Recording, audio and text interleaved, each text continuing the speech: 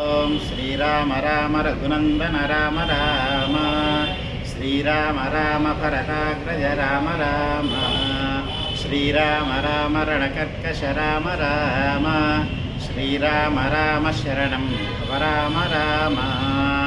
శ్రీరామచంద్ర పరబ్రహ్మణే నమః. సీతాలక్ష్మణ సమేత రామచంద్ర పరబ్రహ్మదేవతాభ్యో నమః.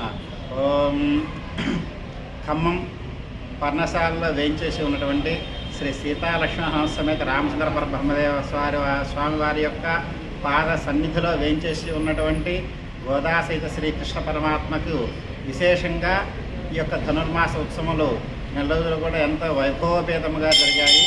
అలాగనే స్వామివారికి తెల్లవారుజామునే విశేష ఆరాధనలు, తదనంతరం స్వామివారికి పాసుర విన్నపము, ఆ విధంగానే తర్వాత అమ్మవారికి కోవిల్ సేవ కార్యక్రమాలన్నీ కూడా నిర్వహించుకోవడం జరిగింది.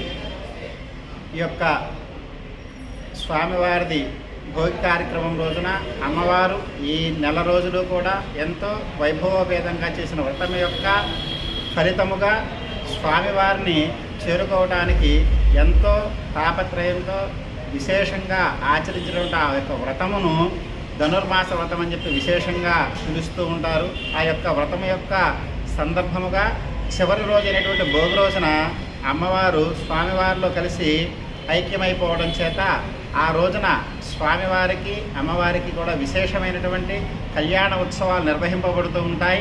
అలాగనే పండుగ రోజున స్వామివారికి విశేషమైనటువంటి ఆరాధన కార్యక్రమాలన్నీ కూడా వైఖాన సాగముక్తంగా జరపబడుతూ ఉంటాయి. ఆ తర్వాత సాయంకాలం రోజున విశేషంగా గోదాకృష్ణులకు పౌర్ణమి సేవ కార్యక్రమం కూడా నిర్వహింపబడుతూ ఉంటుంది.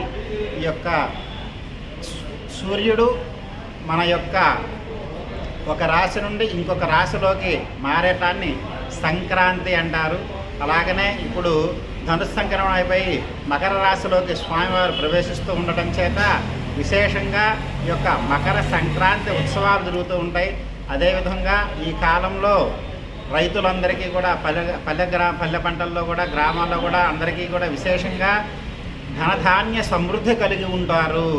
కాబట్టి పౌష్యలక్ష్మి రావడము చేత అందరూ కూడా ఎంతో సంతోషవంతులై దాన ధర్మాధికారాలు కార్యక్రమాలన్నీ కూడా నిర్వహించాలి అని చెప్పి విశేషంగా ధర్మశాస్త్రం అంతా ఘోషిస్తూ ఉంది. కాబట్టి అందరూ కూడా ఈ యొక్క మకర సంక్రాంతి పుణ్యకాలమున చేతనైనంత విధముగా ఇతరులకు సహాయం పడుతూ భగవత్ కార్యక్రమాల్లో పాల్గొని స్వామివారి యొక్క కృపను పొందవలసిందిగా ప్రార్థిస్తున్నాను. జై శ్రీరామ్.